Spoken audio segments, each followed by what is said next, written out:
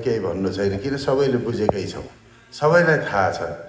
तर मलाई लागेका कुराहरू एक दुईवटा कस्तो भयो भने हामीले अरू पार्टीहरूले नेपाली काङ्ग्रेसलाई दोष लाए। नेपाली काङ्ग्रेस पनि भ्रष्ट भयो, नेपाली काङ्ग्रेसले पनि सुशासन दिन सकेन भनेपछि त्यसैका पछि पछि हामी लाग्यौँ, अथवा हाम्रा समर्थकहरू लागे, हाम्रा भाइहरू लागेका छन्। तर हामीले मूल्याङ्कन गरेका छैनौँ नेपाली काङ्ग्रेस कुन स्तरमा छ र अरू पार्टीहरू कुन स्तरमा छन्। हामीले पहिला पहिला जुटको बोरामा, त्यो 100 किलोको बोरामा चामल आउँदाखेरि भित्र चामल कस्तो छ भनेर एउटा सुइरोले घोचेर निकालेपछि त्यो राम्रो देखे किन्थ्यो, नराम्रो देखे फाल्थ्यो।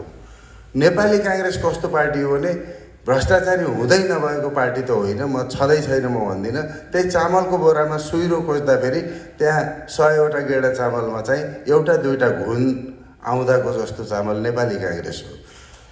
अरू पार्टीहरूमा त्यसै गरी खोज्दाखेरि 10-20 गेडा चाहिँ चामल आउँछ, अरू सबै 70-80 चाहिँ चाम्ले किरा र घुन भरिएर आउँछ। तर पनि हामी के भने अरूले जुन दोष लगाइदिए त्यही हो क्यारे भन्दै पछि हिँड्यौँ, प्रतिवाद गरेनौँ। त्यसैले नेपाली काङ्ग्रेसलाई अप्ठ्यारो पाल्दै आएको छ। तर अहिले काङ्ग्रेस सच्चिएर आएको छ, सुध्रिएर आएको छ। कवीर शर्मा जस्ता 110 जना उम्मेदवार नयाँ दिएको छ भने 50-55 जना पुराना उम्मेदवार छन्। नेपाली काङ्ग्रेसले अहिले मुलुकको नेतृत्व गर्नका लागि युवाहरूलाई र स्वच्छ मान्छेहरूलाई पठाएको छ।